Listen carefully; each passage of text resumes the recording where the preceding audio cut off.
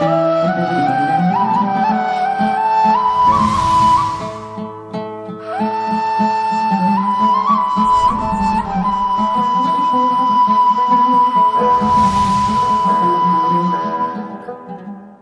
الله الرحمن الرحيم وبه نستعين وصلى الله وسلم وبارك على سيدنا وحبيبنا وقائدنا محمد صلى الله عليه وسلم وعلى آله وصحبه أجمعين. روجواناني أمتي محمد صلى الله عليه وسلم سلام ورحمات وبركات خواي قورة برجي بسر همو لايكمان لخواي پروردگار داواكارين روجيكاني مانجي رمضان من لقبول بكا وخوای گەورە ڕۆژیەکانمان لە بۆ بکاتە مای هەروەرینی گوناحەکانمان و ڕزگاربوون و ئازادبوونمان لە دۆزەخ و بیکاتە مای شەفاعەت دۆمان لە ڕۆژی قیامەت و خوای گەورە ئەو ڕۆژیە وەلێ بکە کە ڕەوشتمانی پێ جوان بێ کە سەبری پێ بەدەست بێنین و بیکاتە مای نزیک بوونەوە لە خۆی و بیکاتە مای شەحن بوونەوەمان لە بۆ هەتا ڕەمەزانی داهاتوو ئینشاءالله. خۆشەویستان بەڕێزان، حقیقەتێک هەیە دەبی من و توی مسلمان بیزانین کە ژیانی دنیا بەڕاستی مەیدانی ئیشکردنە، گۆڕەپانی عەمەلە. ئێمەی مسلمان دەبێ لۆ نزیک بوونەوەمان لە خوای گەورە بەکار و کرداری چاک و باش لەبەر ئەوەی لە ڕۆژی پاداشدانەوە لە ڕۆژ یەوم الجەزا پاداشدانەوە و سزادانەوە لەکن خوای گەورە ئینسان بەقەدەر کردنی کاری چاچی لە دنیا ڕێز و حورمەتی دەبێ، قەدری دەبێ، پاداشتی دەبێ، ثەوابی دەبێ و هەروەها تای تەرازووی حەسەناتی قورس دەبێتن و لە تەواوی ڕەحمەتی خوای گەورە لە بۆ ئێمەی مسلمان و ئومەتی پێغەمبەر صلی الله عليه وسلم ئەوەیە چەند دەرگایەکی خێر و چاکەی لە بۆمە فراهەم کردی لە ژیانی دنیاماندا لە خیلالی ئەو چەند ساڵی کە پێمان دەبەخشێ لە تەمەن و هەروەها لە ناو ئەو دەرگا خێرانە کە چەند فەرزێکی کردووە لەسەر ئێمە پێویستی کرێ کە جێبەجێ دەکەین لە عیباتەکان چەندین پاداشت و ثەوابی گەورەمان لەسەر پێدەداتن و خوای پەروەردگار لەناو ئەو عیباداتانەشدا کەوا دایناوە ڕەمەزان لە ناو مانجی ڕەمەزانیش هەندێک لە شەوەکانی ئەخیری دەشەوی ئەخیری لە بۆمەی تایبەت کردیە بەوەی کە زیاتر ڕەحەمات و بەرەکات و نەفەحاتی خۆی دادەڕێژی بەسەر ئێمەی مسلماندا کە ئەویش بریتە لە شەوی لەیلەت القەدر. دیارە شەوی لەیلەت القەدر ئەم دەشەوەی ئەخیرە لە شەوی بیستەمی ڕەمەضاندا دەست پێ دەکاتن تا شەوی کۆتای ڕەمەضانتە ئێوارەی مەغریبی بەر لە شەوی جەژن. ئەوە کاتەکەی ئەم دەشەوە هەر لە مەغریب ڕا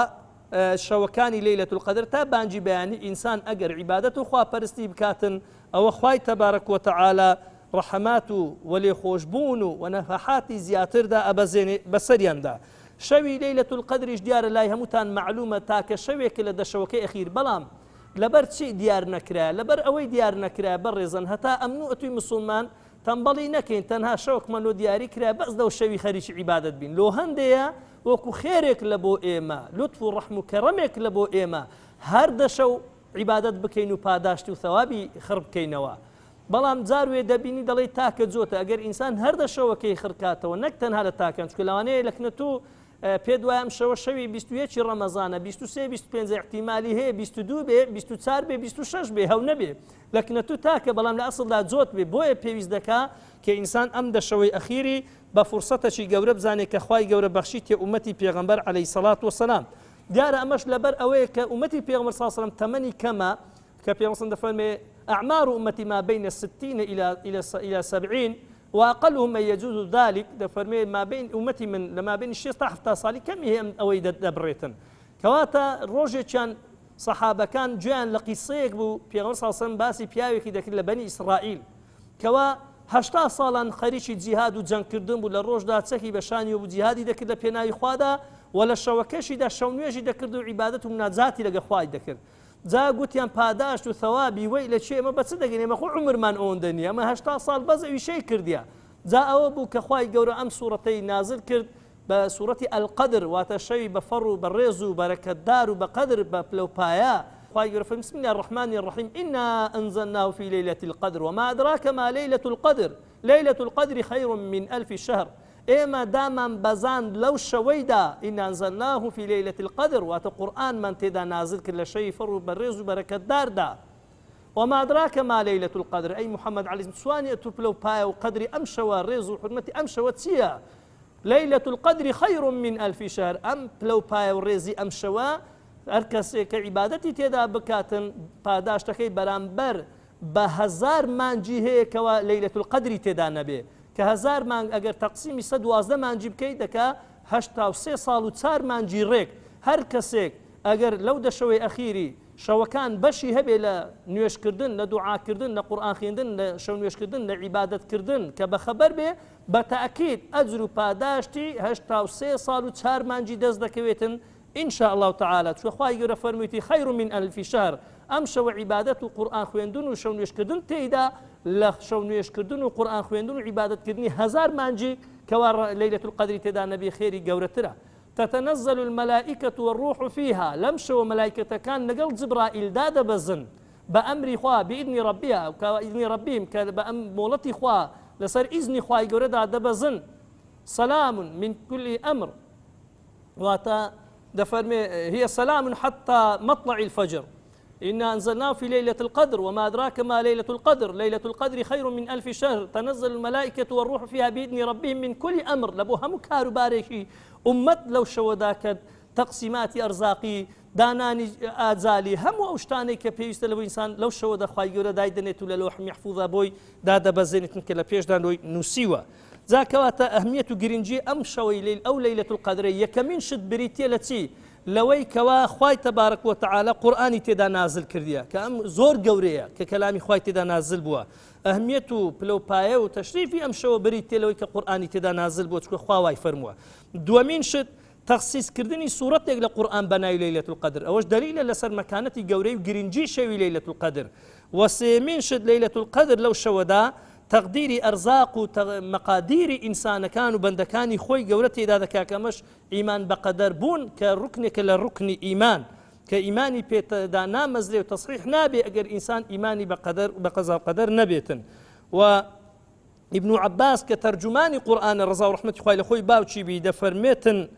أسبابي ناوناني ليلة القدر كأوشو شوشي جوري وأهميتي أو شو بريتي لوي كخواي جور فرميتي للقرآن دا إنا أنزلناه في ليلة مباركة إنا كنا منذرين إما لشوشي بركة دار قرآن من دا نازل كذا كشوي قدرة كشوي قدرة إنا كنا منذرين راسي ما ترسين أقدار كرو ترسين نرين لبو بندكان من فيها يفرق كل أمر حكيم لو شويدا هموي شكار باركان داد الرجلة دياري دكريت لبو بندكان خوي كيش بريتي لشوي قدر وقوري وقرنجيتشي دي كي شوي ليلة القدر أويش بريتي لو كملائكة دقر جبرائيل حرحمو داد بزن كمزقوتكان كولانكان شوينكان حرحموي برد بين الملائكات لتاكو بياني خريك كوا أو بنداني خواي جورا زندون لنويجو لعبادت دان لقريان دان ودبن بشاهيد سريان وخواي جورا أمشوا قرنجي ليلة القدر بريتي لوي كوصفي دكاتن بسلام وأمن بهمني وآشتي وبرين آسايشي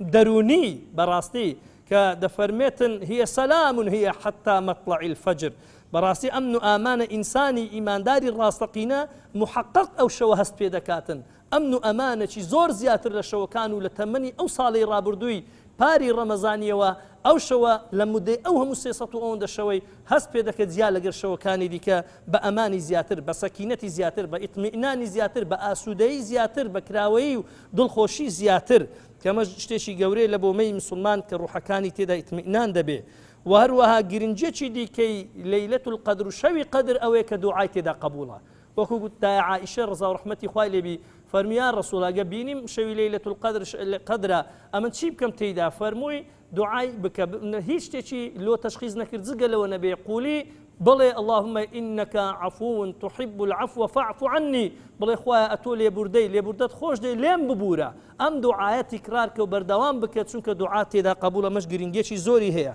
ولكوتاي دا دموي أم اشتباز بكم وصيتو آموشگاري بو خوم ايوي بريس كاهتمام بدن لو دا شوي أخيري بقرن بدواء شوي ليلة القدر زندوي بكنوا چونك هدي بيغمر صلى الله عليه وسلم واب وروشي بيغمر صلى الله عليه وسلم وهتاك وفاتي كرديا كان صلى الله عليه وسلم إذا دخل العشر أجر أو دشوي روجي كمان جر رمضان دهاتي وتدشوي أخيري كليلة القدر تدا شد مئزره وأحيا ليله وأيقظ أهله شد مئزره يعني كناية عن اعتزال النساء يعني دور دكوتو لخزان كاني دور دكوتو للذات دوور دەکەوتەوە لە شوێ خۆی تەفەڕق دەکرد لەگە خوای پەروەردگار لە عیبادەتی دەکرد و مابینی خۆی و خوای گرم و گوڕ دەکرد